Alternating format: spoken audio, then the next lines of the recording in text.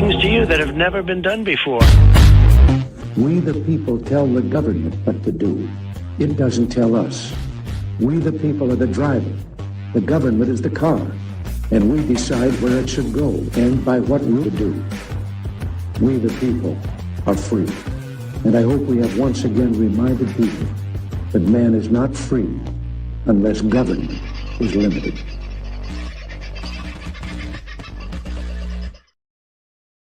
Well, howdy, folks. How's your Friday? Hope you're pushing along all right. It's been a bloody hot day. What am I saying? Been. Still is a bloody hot day in my part of the world. I know certainly down in Victoria, people are still under some flooding threat in certain areas.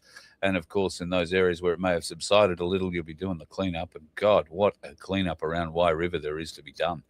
Cannot believe that. Also in far north Queensland and towards central Queensland, where there's been major flooding after the ex-tropical cyclone developed a very large rain depression, dumped a whole heap of water between Mackay and Rockhampton and around Mackay as well, and right out to Claremont, which is, well, I hope not quite as underwater as it once was. Not the whole town, just the low bits. But it's you don't really care if you're living in the low bits whether or not the whole town's gone under, do you? But still, a lot of destruction around, and more of it to come as they play with our weather, and we will talk more about that if time allows a little later in the show. Before we get off into Friday night frivolities, I want to address something that's playing out online in certain areas, I think through Facebook mainly. A group of trolls have decided to attack Cass Smith and I think to a certain extent Mary Jane Liddickett as well, over different things. Particularly with Cass, though, they seem to be targeting her interest in what happened at that Witherin property. Now, these trolls have decided they're very active, and they seem to know everything that's gone on. And I say that very firmly, tongue-in-cheek, although one of the greater trolls admitted to me that she has absolutely no idea of what went on there, and she's going to go on and do an interview with the people on the property to find out exactly what happened. Well, I'll be honest, the people on the property are the least likely to tell you exactly what happened, if they even bother talking to you. But it is a sad reflection of these people who think they are better, smarter, more enlightened, or for whatever reason, maybe more awake, although these people are not awake, and I don't think they try to say that they are awake.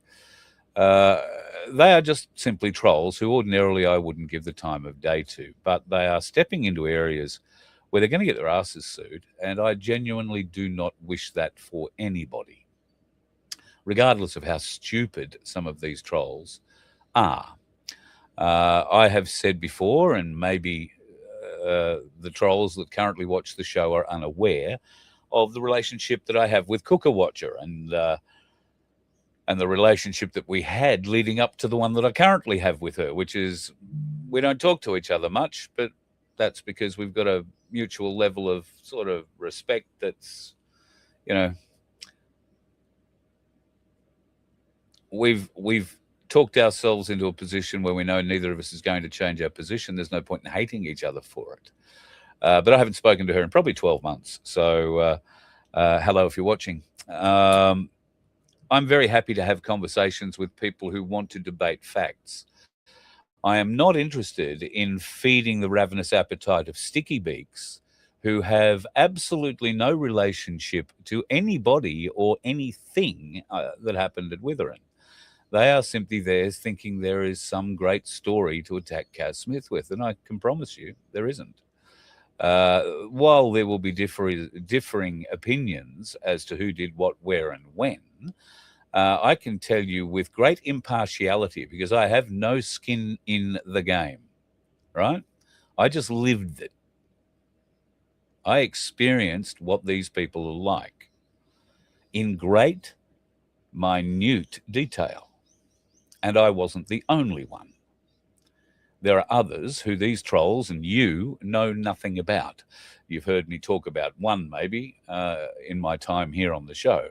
But there are a number of others who have been greatly harmed in various different ways by certain people involved with all this bullshit. And that's why, unless you are directly involved with it, I would be very careful about sticking your nose into something that you have no right, no.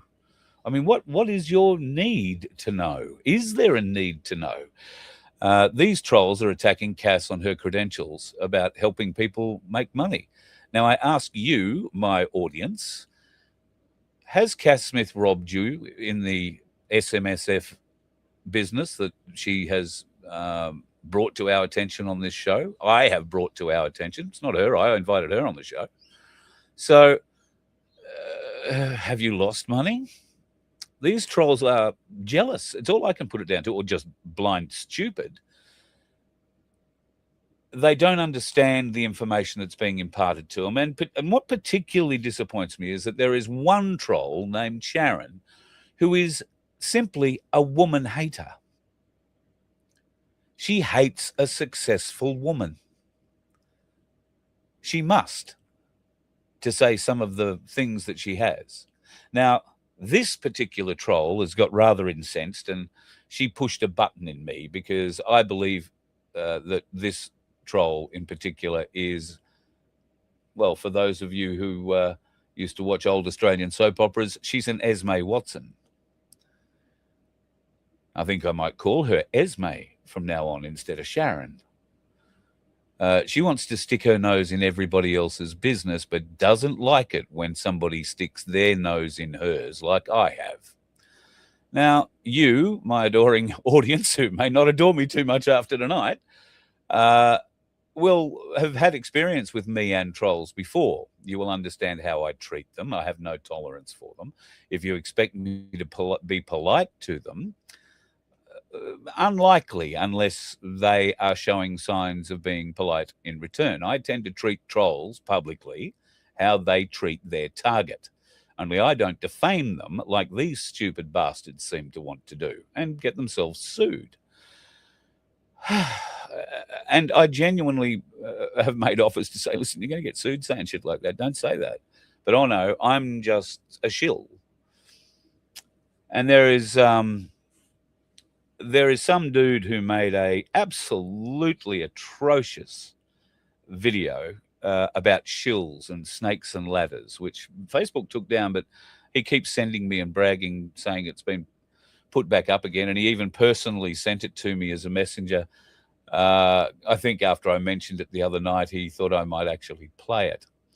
I want to make it perfectly straight, folks. I don't want to play it. I think Facebook did a favor to this guy by taking it down, if that's what they did, because it's a seriously twisted piece, and it's so poorly produced, so poorly written, so poorly everything that I really wouldn't want to put you through it. I mean, it's an embarrassment, and it would be hard pressed for me not to take the piss out of it on a full take the piss out of it basis. I mean, at the moment, I've just suggested that he go back to watching his favorite TV show, Breaking Bad, because I figure that's what it is after watching that swill that came out of him. But anyway, you might see that floating around. Neither Cass nor I could give a flying turd what people call us, what names they think we are, what opinions they have of us. Those people who know us, those people who have had dealings with us on a personal or a professional basis, know the kind of people that we are. For those trolls that are now very offended that I have, inverted commas, attacked them inside their own chats where they live and breathe this filth that comes out of them and the spin that comes out of people like old Esme there, it amazes me. What you fail to realize, and maybe you're only new to the show, I've spent 40 plus years in professional commercial media. I have spent 40 plus years dealing with little snot-nosed turds like you who have an opinion, and you're welcome to it, but who decide that they want to come around and be Dr. Cluedo, or Inspector Cluedo rather, and find out fantasies, make up rumors, and spread lies. I detest you, each and every one of you. If you could actually hold an adult conversation, I would welcome it. And I actually thought I could reach out to this guy who put the song together and maybe could build a bridge, a bit like I did with Cooker Watch, but he's made it very clear he's not smart enough to see that for what it is. He thought I was being two-faced because I would attack him publicly and try and reach out privately to build a bridge. Well, maybe I don't think it's two-faced. I'm trying to build a bridge, and attacking him publicly is more just for my amusement than anything else. I use words and insult them in ways they've got to go and get friends to interpret for them, I'm sure. But I am a bad human being. This is what I pray every night to God, that he forgives my sins, because trolls like this feed the worst part of me, and I enjoy it, and I shouldn't. Trolls like this feed the worst part of me, the part I've spent years trying not to be. So I might go hard occasionally, but I'll pull back, and I'll let you hang yourselves publicly. And then publicly I might just swing on your legs just to make sure you're hung. But that is because of the way you people attack people I respect in this movement, in this sphere. Yes, there are shills. Yes, there are people who I don't respect, and quite a number of them are named in that video. But when you are told that you're on the wrong track and there is evidence to prove you're on the wrong track, have the smarts to back down a little bit and have a rethink of your position. Because while I don't expect too many of you have got much more than 20 cents to rub together, the art of being sued isn't about how much money you've got. It's how much they can fuck your life right up to the point where you don't have any more money. And I know I've had those try and attempt that with me. It's always failed. Why? Because I actually have proof. If I call you something, a very specific name, I call you that because I can prove that's what you are. I don't make up lies about you. I don't exaggerate. I'll tell you the truth. All you have to do is ask the questions. What questions would they be? Well, you can ask me anything. Whether I choose to tell you the answers would really depend on whether or not it's any of your business to know about it. And I can tell you everything about Withering. But is it your business to know? Should it not be enough to know that from me, who spent more time on that property than Cass Smith did? I spent nearly a year longer on that place than Cass Smith did.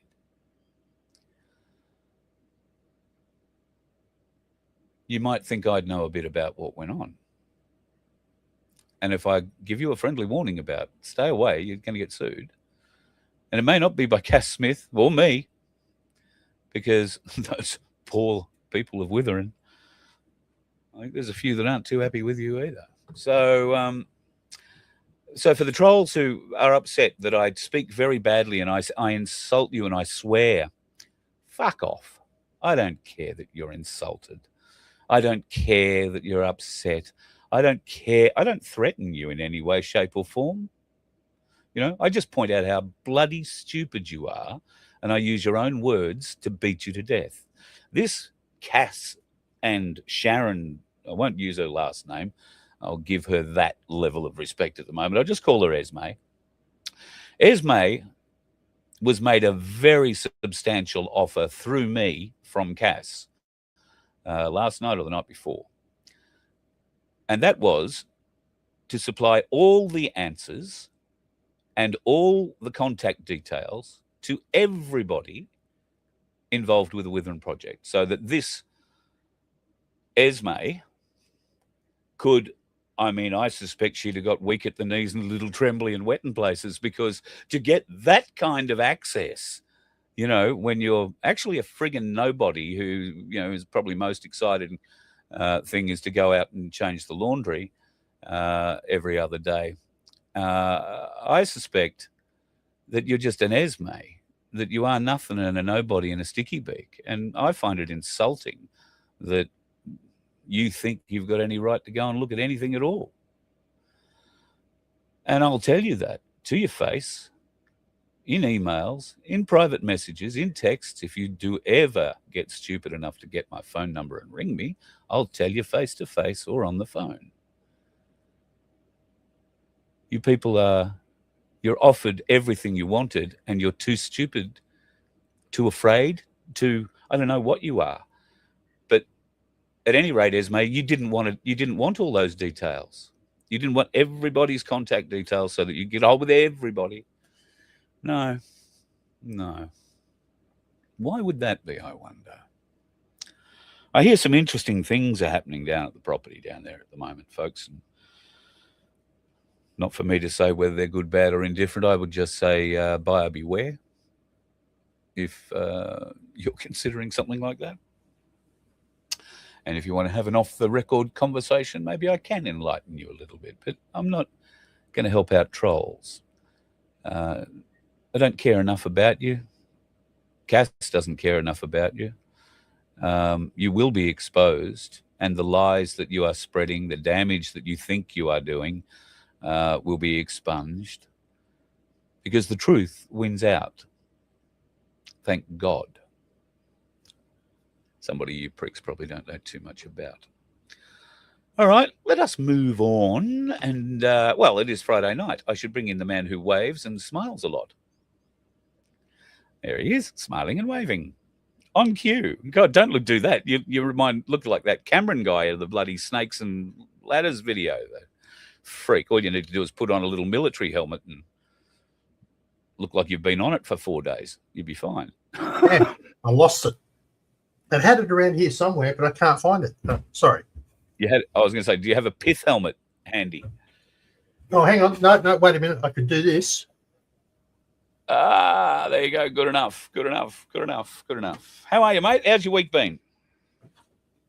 Very busy, very lots of things happening on the My Place Australia front, so we're getting very busy there. We've got a couple of new stewards that have just joined, which is great. Takes the load off the current people that are doing it. Listening to what's been happening in the news front with the wonderful bill that needs to be shredded, right? Which you probably almost got yourself done for hate speech tonight already. Yeah. Well, I don't think I've identified a certain cultural aspect, but it's interesting that you bring up that bill because Albanese has just signed off on a massive 43% pay rise for government lawyers. And really? Guess what? We've got a Royal Commission coming along. We've got all these interesting cases that are going to be brought before the courts in the, I suspect, High Court and the Federal Court over the coming year. Captain Clink with the beard. Yeah, so Albo, I think, is in a position now where he is practically untenable as a leader going forward. This 500-page piece of shit that really isn't worth hanging in the outhouse to wipe your crack on doesn't even mention radical Islam. Those two words do not appear in it at all. In fact, it doesn't criticize Islam in any way, shape, or form. And I watched a piece. I thought I recorded it. Well, yeah. Well, it gives them an out because there is an out for radical preachers like this bloke. Now, this bloke, I should on that one. No, sorry, beg your pardon. I got my pictures out of order. This is the new IDF chief rabbi. All right. And he says that it's okay for the IDF soldiers to rape women to boost morale. He says that you don't have to worry about them. It's not like they're going to heaven anyway. Their heaven, that is. And here was his advice for Gaza. Kill the babies. Shoot everyone. Are we sure that's actually what he said or not just some third-party bullshit? Well, there are a lot of trouble things is nowadays there's so much misinformation. I mean, I'm not so So- au fait with the Jewish bits and pieces, but as far as I am concerned, if the Jews are following the first part of the Bible, that's sort of still a major sin. So, Well, I'm going to put something up at the end of the show tonight. My closing picture at the end of the show tonight. I want you to stick around and look at that, folks.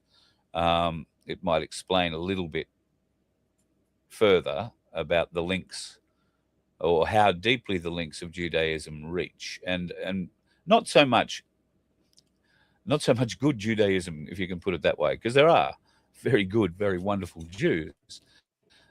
We are talking about the Zionist Jews here, but this piece of paper is so old that it refers to Judaism or Jews in general. It doesn't break them down into the Zionist or the other type. So bear that in mind when you read it, but it's a very, very interesting piece. Now, speaking of Israel have been sending back channel messages to Iran, from all accounts, saying, "Oh, listen, Ayatollah, we're not interested in attacking you. So don't go and get too upset about that. We're not interested in attacking you." And yet, reports indicate anywhere between 12 and 20,000 Iranian citizens were shot in the streets a couple of nights ago.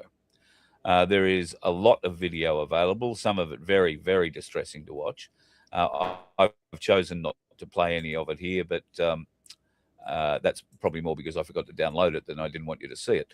So I apologize for that. But it's not AI vision. This is stuff that's been recorded and, by the sounds of it, smuggled out of Iran somehow, because from my understanding, Iran no longer has any internet coverage available to them. All the while, Israel saying, "We're not going to attack you." Some? Okay, some limited. Some, only because Elon's supplying it. Yeah, right. So then what does Benjamin Netanyahu do?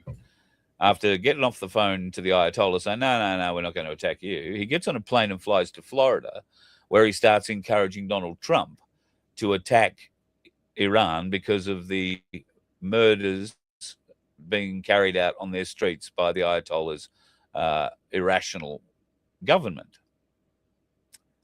And that is where we see B-52s and B-1 bombers and stealth bombers lifting off and being placed all over the world. We've seen Marines being moved around the world. And right now, the world is positioning itself for war, even right as we speak, that if you are flying anywhere near Iran, and it's about how close you're going to get there, everybody is avoiding it, just like they were a few months ago when Israel and Iran started firing rockets at each other over the borders. And, of course, the Americans came in and totally got rid of the nuclear program, according to Donald John Trump. Was that the truth? He probably thought it was at the time, but was it the real truth? Who knows? The question I want to ask, Vince, is that if America does go in over the weekend and start bombing Iran, and it has used the excuse of, if you keep attacking your people, we're going to come in and kick your ass, where were they while Israel murdered over 40,000 people in Gaza? Don't ask me. I'm not going to answer any of those questions purely on the fact that I don't have enough information to do so properly. Very diplomatic. No, I haven't seen. And I'm not running for politics either, by the way. But I just don't want to give an answer. Yeah, well, how do the Americans get off doing that, really? The Iranians killed 12,000 people in a night in the streets. Well, let me ask you this question, though. All right, let me ask you this question. Are you happy having 3,000 Gazans come into this country? No. I'd prefer Why? they lived in Gaza. Why? Where are they going to live? No, it's not so much that, but is there another reason? Would it happen to be? There are 1,000 reasons Gaza why I wouldn't want them here. There are 1,000 reasons. They're traumatized. They're, in a lot of cases, pre-programmed to do serious harm to others. They are They suffer mental health issues. They're going to go straight onto our NDIS, which is currently getting flogged harder than a good hooker on a Saturday night. And well, I probably shouldn't have said that. I'm sorry. But I got him going, guys. I got him going. well, no. Well, there's nothing to the Australia, fact that they were a major terrorist organisation. But yeah, no. Well, no, Gazans aren't. The Gazans people aren't who major led terrorists. Gaza, the people who Yeah, well, were in charge. that's not the question. If you ask me whether or not we're inviting but how do 3,000 we- Hamas operatives in, How do we know we didn't? well, apparently the Israelis know because they just selectively killed, the bad ones and let the good ones live. Apparently, Really, but our Australian government are not the Israelis. So how do we know? well, they believe the Israeli We government. don't. 1 hour. 1 hour. No. The Australian government believes the Israeli government. You and I aren't the ones standing at the border, brother. But hang on, didn't they We also may just not say believe them. We may not believe it, but the Australian government, led by these two fucktards, they get to decide someone's giving- who gets to come into this country. someone's giving Susie Wong a bit of a lift? That's nice. You think that's nice? Oh, well, I'm just saying that. It'd was leave a kind very of- sour taste in the mouth. That's all I'm saying. We could probably start gonna with get getting rid of a myself in few trouble. others in the parliament as well. Yep. You want to pull that comment out of the way? It's only been there for 20 Oh, minutes. sorry, mate. Yeah, sorry. My apologies.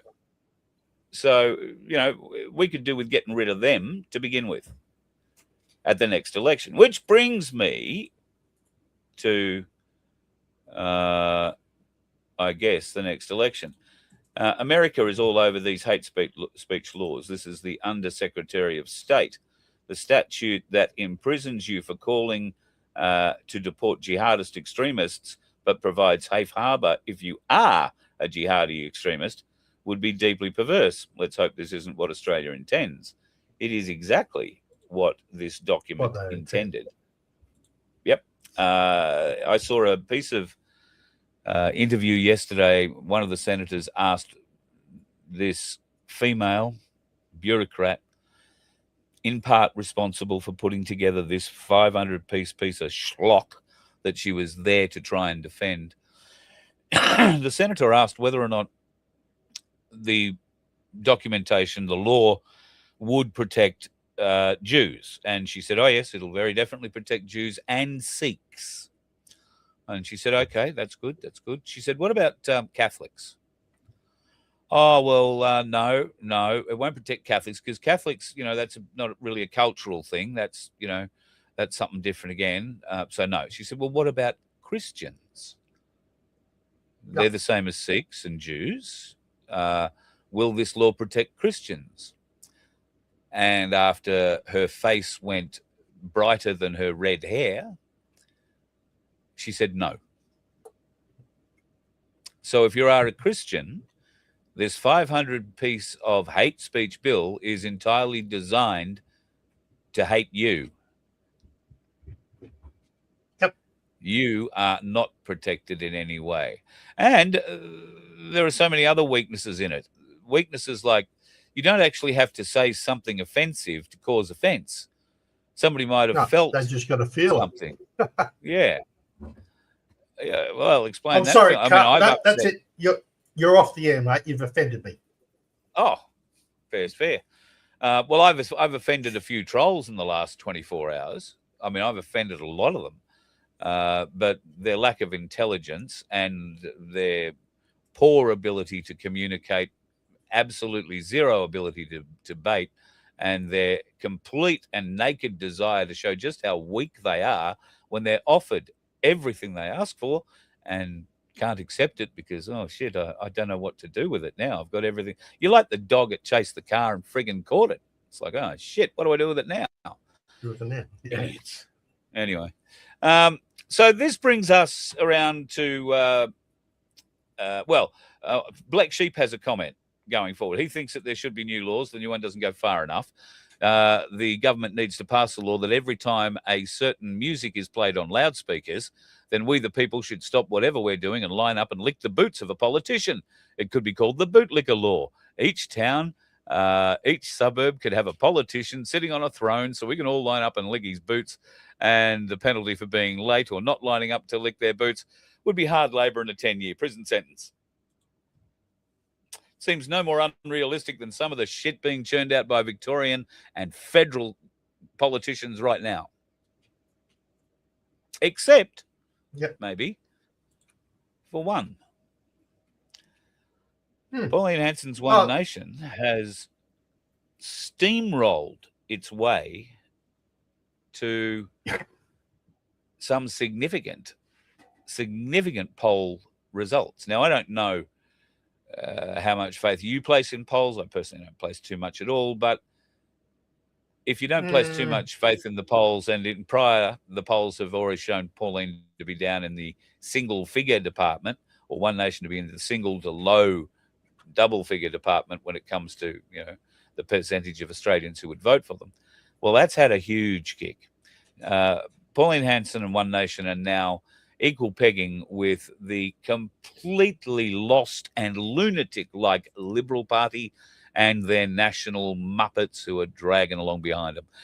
Even though there are good people like Matt Canavan, who's working very hard in the National Party to show that there is some level of leadership and certainly a level of intelligence in the National Party. It's just that the leadership there seems to be bereft of, well, all of it, leadership and intelligence. So I don't know how much longer.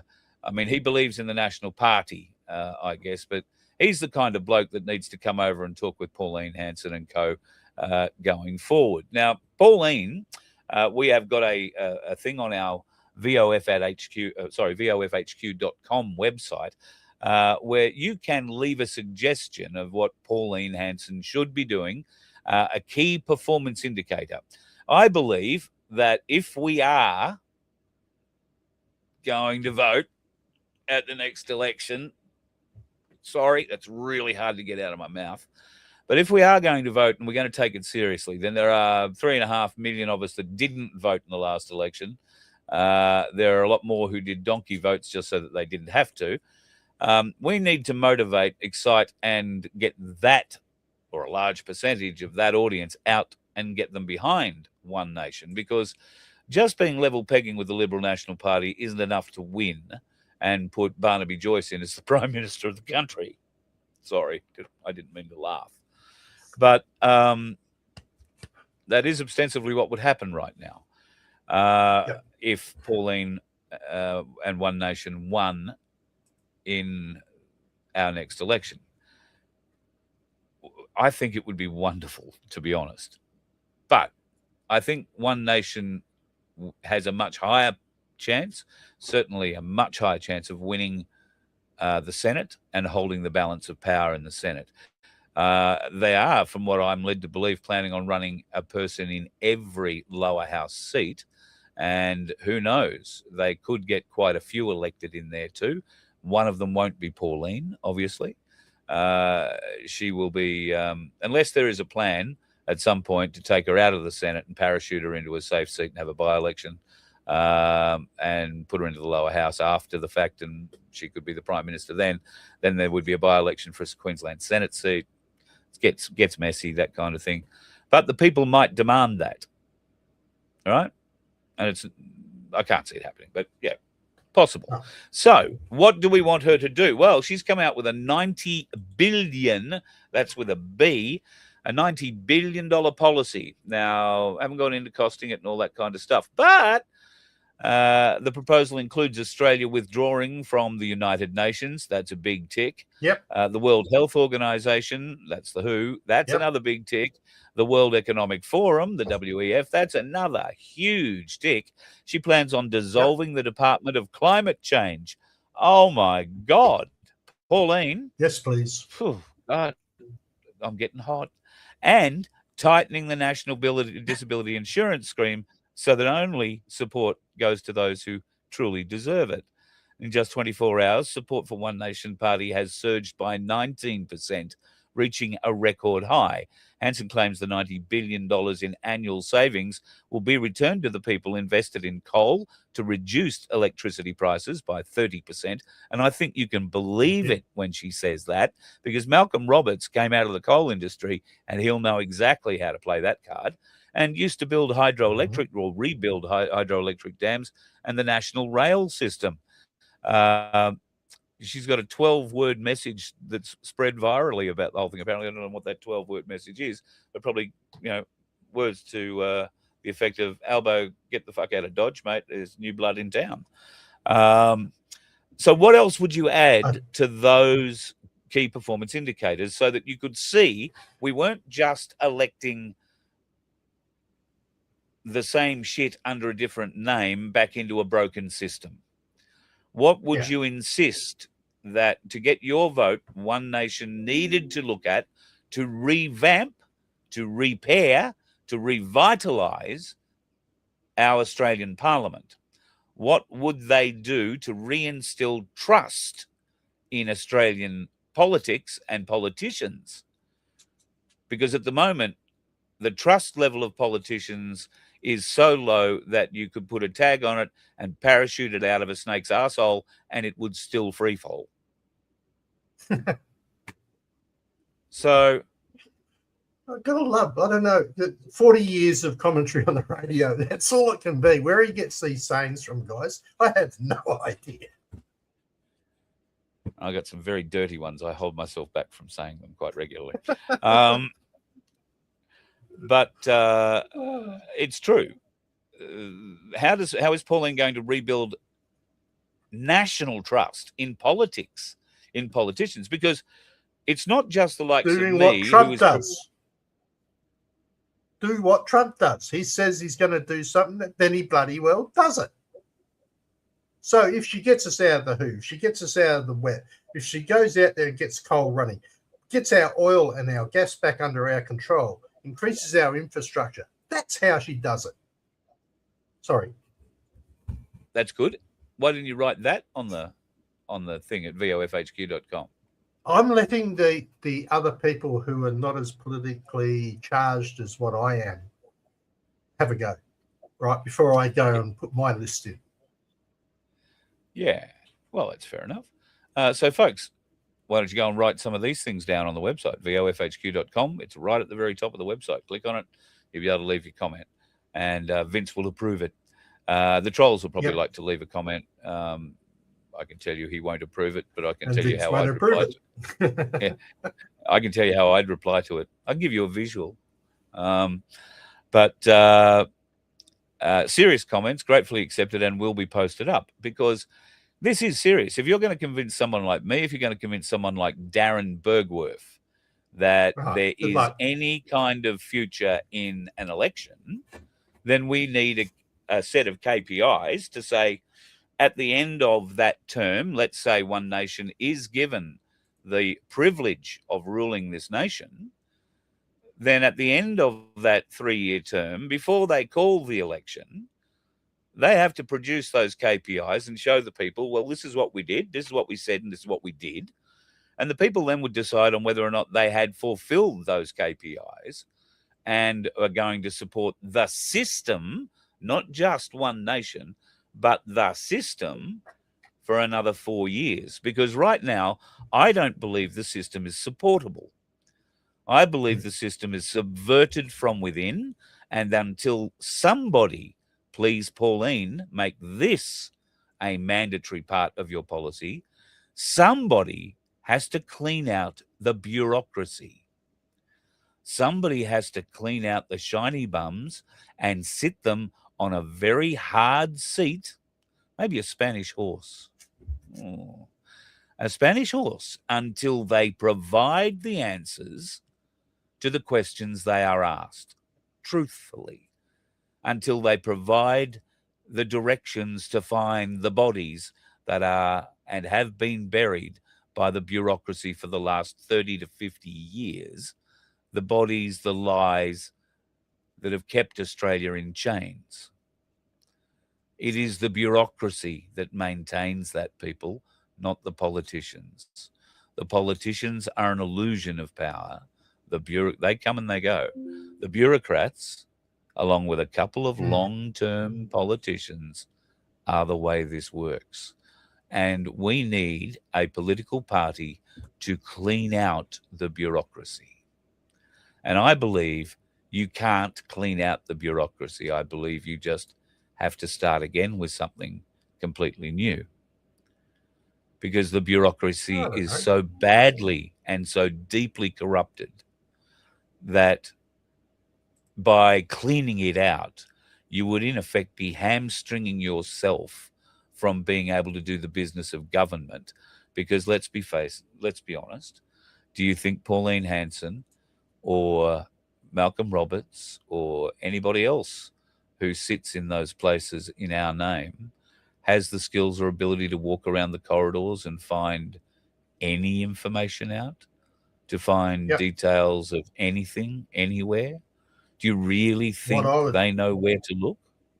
They don't. What I would like to do is to see a coalition, say, between One Nation and People's First Party. And then I know a certain man there who would be able to go through and do just that. Right, but we need to have a coalition of these minor parties need to come and form a coalition. It means they don't have to give up their party, but they could at least all work together and take control, right? Because our choices are we stick with the devils we've got, and we know both of them. That's called Liberal and Labor, right? Or we put in someone else that might just shake up the boat and do I mean, we could be totally wrong. Let's be fair. Someone said controlled opposition, maybe, right? Maybe, but we've got to convince, know until we try. I can see the argument. You've used that for the last 2 federal elections. I think that I've known you for. Well, we've got to try. Well, how much longer do we beat our head against that wall trying? Do we draw a line after this? If we can't, as a nation, there's only one other solution, and I don't like it. That's right. There's only one other solution, and I don't necessarily like that. But so if you're wondering what I'm talking about, have a look at Iran right now. If we as a nation can get one nation elected outright, there is no problem then. But what do we do in 4 years' time when nothing's really changed? When the bureaucracy have slowed, when the bureaucracy have deliberately slowed down the process that One Nation want to force through, what do we do then? Because no amount of elections is going to fix the bureaucracy. No amount of election can fix that. Yes, no, because we need to find. Actually, that's probably worth doing some research on. Who, in fact, controls the bureaucracy, and does the government have the right to sack a lot of people in the bureaucracy? If they do, then that's how we start. If they've got the power to do that, right? Yes, so we have to. That's something I'm going to have to look up because I'm not sure on that. But if I was running, it'd be this department. You don't want to answer my questions, then bye department. Well, how do you do that with the Department of Home Affairs? Bye department. Which part? What part of the department would you like to trim down? That Department of Home Affairs, because that Department of Home Affairs is headed up by a grey-haired old woman who likes driving her little Porsche around Canberra looking flash, and she couldn't lie straight in bed. She is a measly mouth thing that always comes fully prepared to estimates, but it'll have to take your question on notice. All right, and she's the one that has a fucking hand stuck up the arse of Tony Burke, protecting that prick at every turn. Do we need it? Can we make another department that would do this? Yeah, probably. Well, you'd need to destroy the gives all our Department of money Home away Affairs. to someone else. You'd have to destroy the Department of Home Affairs and rebuild it from the ground up. Okay. You would have to do that. You would have to do that to every department. And then where do you find the replacements for the people you sack? Because you can't just sack the heads, because the heads have been training their replacements for the last 10 years. And those people have been training their replacements for the last 5 years. There's 3 layers of deception and deceit in our bureaucracy. I'm sure of it. They can't just, these bureaucrats work to retirement, right? They work to retirement. They take the most, the biggest out of the public purse. They get the best of everything when it comes to superannuation. And they milk the public tit until the very last day they can, where they hand over to their perfectly well-groomed underthing, who they lift up and lord into the chair. All the secrets go forward, hail you, O Lord. And then that thing's underthing gets lifted up into the second spot and learns the next level of secrets, which he is going to need to protect. And what makes it interesting is that these department heads can be moved in cross departments. So if you get caught doing something stupid in one, they move you out of it and put you into another one. Because it really doesn't matter where you are in the government. It's just that you're in it, still getting paid and keeping your mouth shut. Okay, so that requires somebody at the top to be a little bit more bullish and actually do things like put in RFJ, right, or Robert Kennedy for health, put in Christy Nome. We need people like that to be put in charge of these departments, right? Or the people who are rolling. I'm sorry, did you just say you want RFK in charge of our Home Affairs Department? No, but I'm as an example of people who we have anybody aren't from going outside to go Australia with them. Heading these up. Okay, you missed the point. You've totally missed the point. What I'm saying is that you need to have people who are going down the same path as you and your movement in charge of the top level of those departments and start cleaning out the fat. No, you just need people who are fucking honest. Yeah, well, that's right. That's what I'm getting at. Yeah, but you just need people who are honest, who will work for the right thing, that we the people. That's all you need. And what I'm saying is that you will not find any of them in the current bureaucracy. They have been programmed from university through. Yeah, that's if you're taking the political. But you might find a few in the typing who's school. In charge? The bureaucracy is under the minister. The minister's in charge. Is that not the case? Fuck me. Have you never watched? Unless, of course, you watch. Yeah, I was just going to say that. I was just going to say that. But then again, there's Yes Minister, which tells the truth. Yeah. I'm sorry. There is never a better show to show you exactly how useless a minister is, because all a minister does is speak what his advisors advise him to speak. That's all that ministers do. They are mouthpieces that the public, for some reason, has decided to trust. They do not work on anything in the background other than, well, I would have loved to have known how much work Albanese put into this bill the last 5 years. Oh, listen, we've just got to protect the Jews, but we don't want to say that. We don't want to throw all the hate preachers in jail. That'd be awful. So make sure there's a loophole for them. Where is the bureaucrat that's going to stand up to that level of incompetency? Because he's on $1 million plus a year, plus all the benefits, plus 15 or 20% super. Where do we think these people are going to be honest with we the people before their own interests? They are never going to do that. They are in the bureaucracy for the fucking payoff at the end, and that's the big check that you and I provide. Ongoing. And then they can still get themselves another job and collect pension at the same time. Yeah. Yep. Exactly. They get a gold card, free flights for life, all that sort of shit. What have they done to deserve that? Fox, if on one of those lack experienced ministers, in fact, that's probably partly true, but on the same effect, they'd have a new train of thought, not the experience of the bribes that have been going currently. And you would hope that they would have the balls, the strength, the intestinal fortitude to stand up to the bureaucrats who say, "Oh, you can't do that." I mean, because that's where you know you've got them. When the bureaucrats come to you and say, "Oh, you can't do that," nobody's ever done that before. You can't do that. That's exactly what you've got to do, because nobody's done it before. Everything's been done before hasn't worked. Yeah. Well, I know a couple of the people who are running currently for One Nation here in South Australia, and both of those will tell them to go and get stuffed. Both of those people will tell them. The bureaucrats. Right. Well, let's hope they'll tell the bureaucrats to go and get stuff. Well, they're going to get South Australian election, so. Oh, well, that's not going to help. But yeah, that'd be great. Oh, no, it's a start. It's a start. Yeah, I agree. So. I agree. But we need to fix the bureaucracy.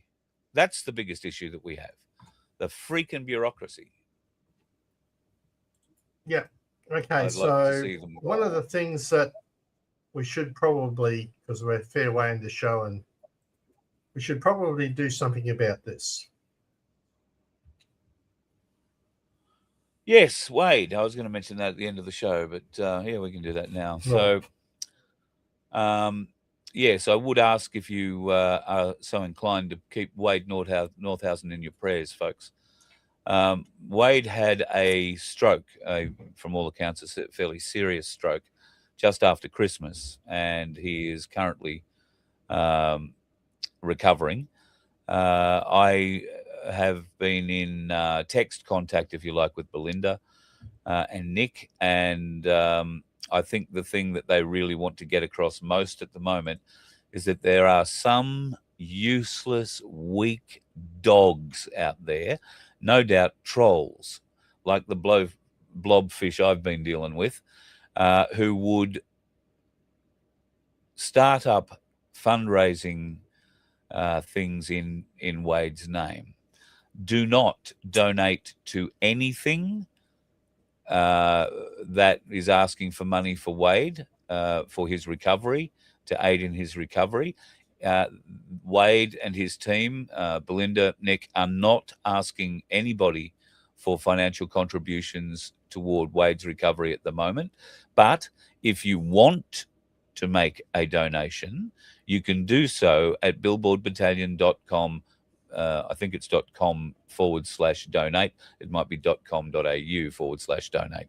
But go to the Billboard Battalion website, and there is a donate button there, as you'll find one on our page. And if you want to give something, then by all means do. But please be aware that Wade, Belinda, Nick, everybody associated with Billboard Battalion are not asking for anybody to set up these GoFundMe sort of arrangements for them, and they are not associated with them in any way. So please do not give any of your hard-earned to somebody who might be claiming they're collecting on behalf of Wade. And yes, please keep Wade in your prayers.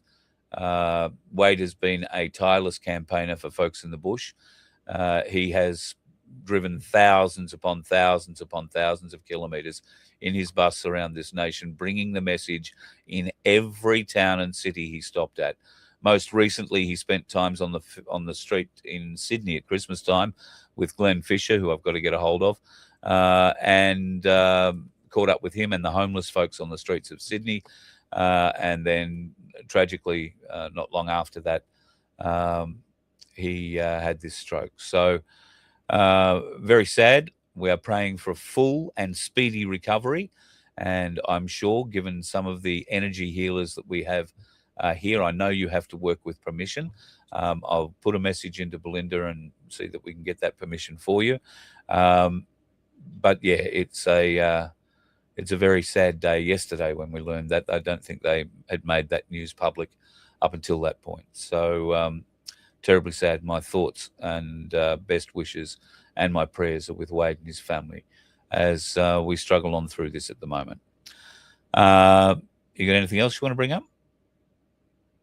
No, I'm just realised that we've got a little glitch on our own page for the donkey lottery. I'm just fixing it now. Very good, because that's what I was about to mention. We've got about 250 tickets left in that donkey lottery, folks. We want to give you $750 or an ounce of silver in 1/10 coins, which I don't have in front of me at the moment. I'm sorry. Which is the and they're very last you're cute. going to get. And they're the last you're going to get, according to Vince. So Yep. I have that in my hot little hand ready to send to you. And we can't get rid of it until we've get rid of it, so to speak. Then we might rest the whole lottery idea for a while. We do have a couple of other things planned, and we do have a bit more silver to give away. It won't be in the form of 1/10, though. It will be in the form of a reasonable size bar. So watch out for that. That's coming up real soon. And we look forward to being able to help you add to your stack with that. And thank you to one of you who've donated it for the competitions. Yeah. So, and I guess when it was donated, it might have been worth maybe $350, $450, something like that. I think today it's probably worth $700 and whatever plus dollars. Given that, go and look up what a 5-ounce Ainslie bar is online. Given that the price right now is $136.55, you've got to be pretty chuffed with the way the price is going. There's a bit of a drop this morning, a bit of a candle yesterday where it plummeted down to nearly $130 an ounce. We call that plummeting. How long ago was it? We were saying 46, it might go to 50, or gee, it might go to 60, or it might go to 70. Here we are saying, when's it going to hit 150? My guess is early next week, middle of next week, late next week at the very latest. It'll hit 150 Australian. And there are many, many reasons why that would be the case. One of those reasons will be this 80-year cycle. Now, this is something that came from Ainslie Bullion. They put it up through their Ainslie Insights yesterday. I would urge you to go and read the article. I'm going to show most of it here. This chart shows an 80-year cycle. It's called the 4 turnings cycle. And if you look down the bottom, you'll see the 4th turning, then the 1st, 2nd, 3rd, and 4th turning as you go across the bottom. These turnings are approximately 20 years in duration. And you can see that the last 4th turning, which was at the beginning of this graph here, the light blue line is the gold-silver ratio. Now, you can see the gold-silver ratio from 1929 to about 1943 was very, very, very, very strong. Then there was a drop.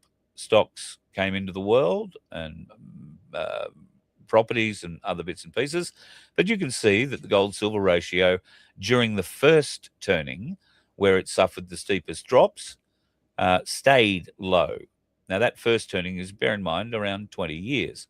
So is the 2nd turning, around 20 years. But in the 2nd turning, you see that the blue line starts to recover. It gets stronger in the 3rd turning, and then in the 4th turning, it hits those same highs again. We, right now, are in that 4th turning, folks. And that is why silver is going the way it is. So a little historical data from Ainslie Bullion, and you can go and see all the Ainslie Bullion Insights releases on their website at ainsliebullion.com.au. I woke up this morning and had a look at the gold-silver index. It was at 49.66. That's the first time I've seen it under 50. At the moment, it's sitting at 50.3. You might find that by tomorrow morning it goes down again. The price is going to go up. The price is going to go down. The price is going to keep going up. Don't worry about these slides backwards, folks, these little pullbacks, folks. If you can buy in the dip, that's what that's called. If you've got an urge to buy, then buy when those slips happen, because depending on how much you're buying, I guess you're going to save $4, $5, $6 an ounce maybe at certain times.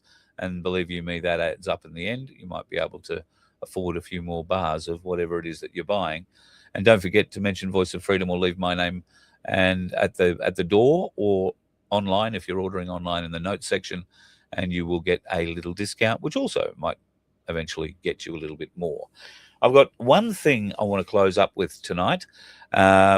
We have spoken about weather modification, climate change, and associated other things for many years on this show.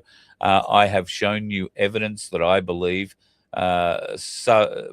would substantiate an inquiry into weather modification using high power emitters, things that heat certain parts of our atmosphere, certain kinds of emitters that interact with some of the foreign substances that have been sprayed into our skies.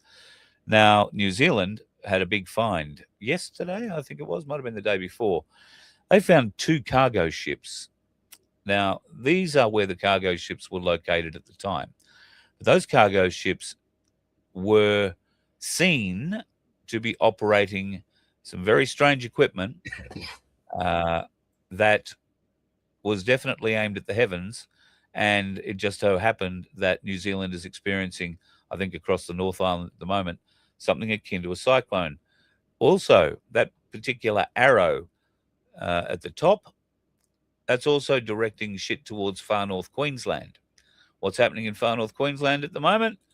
It's building another tropical cyclone. So if you look there and there, you can see that this boat in the top is capable of energizing the atmosphere for thousands of kilometers north. These emitters that we've seen working on land are on these boats. Been saying it for ages. And rest assured, our summer for wetness and wind is not over yet for Queenslanders and quite possibly New South Welshmen. They sent a cyclone down to northern New South Wales last year, or the year before. What's to say they won't go and do it again? So let's just keep an eye out and let's all just stay safe. But we do know that there are bastards out there hunting for us, and one of them is dressed like this. That should be enough. Oh, I've got a question for you. Only one of these pictures is photoshopped. Can you tell which one?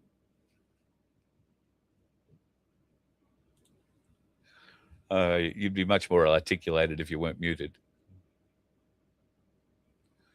I mean, you're muted. Sorry, I had a cough. Yeah. So right. I said I do like the Holden. I do like the Holden too. Pauline on the front of a sand. Well, I don't know if it's a Sandman, but you know, pretty decent old beast. All right, folks, gonna love you and leave you. Vincenzo, thank you for everything that you do and the week that you've done for me. You are a great man amongst us, and I know you're a bit chuffed at the way Silver's going at the moment too. So I'm very happy that you have a smile on your face. Well, there's a few things. I'm just hoping that enough future Australians wake up enough to make a change. And I'm going to say it because I always need to. For those of you who don't vote, then you don't have a right to say shit. Yes. Yep. The problem is Australians are pretty apathetic. I was one of those people, and I didn't care. I didn't want to have a say in politics, and I was prepared to live by whatever the people decided. But now I'm not. Maybe now I do vote. Maybe that's a KPI. Maybe we should have one of the KPIs change the electoral system so that only the people who want to vote can vote. Not everybody's forced to. I think there should be a box that says. I think there should be a box on every ballot paper that says no suitable candidate. Yeah, I'd agree with that too. That's another good option. That would really put a cat amongst the pigeons, wouldn't it? Yep. All right, look, I'm going to do this. There you go. Off you go then. It's nice when he puts himself to bed, isn't it? It's always good when the kids put themselves to bed. All right, folks. Love your work. Have a great weekend. Go off and do, partying things like, oh, hang on, he's back. What? Jesus, that gets confusing on people's eyes, folks. Sorry about that. So, yeah, go off. Albo and Penny are obviously going to have a great weekend. And, well, we know how I feel about Albo. But be safe on the roads. There are fools out there, a lot of them. And some of them have a capital D imprinted right on the forehead. And they exercise that dickheadedness at every opportunity. If you happen to see it being exercised around you, try and catch it on dash cam, but make sure you're not part of it. Have a good one. Be safe, folks, and have a great weekend. I am going to be absolutely miserable tomorrow, Sunday, and quite possibly Monday, because Laura is leaving this weekend and going to Victoria. It's a hard weekend. Have a good one. You let one ant stand up to us, then they all might stand up. Those puny little ants outnumber us 100 to 1. And if they ever figure that out, there goes our way of life. It's not about food. It's about keeping those ants in line. That's why we're going back. Does anybody else want to stay? Let's rock!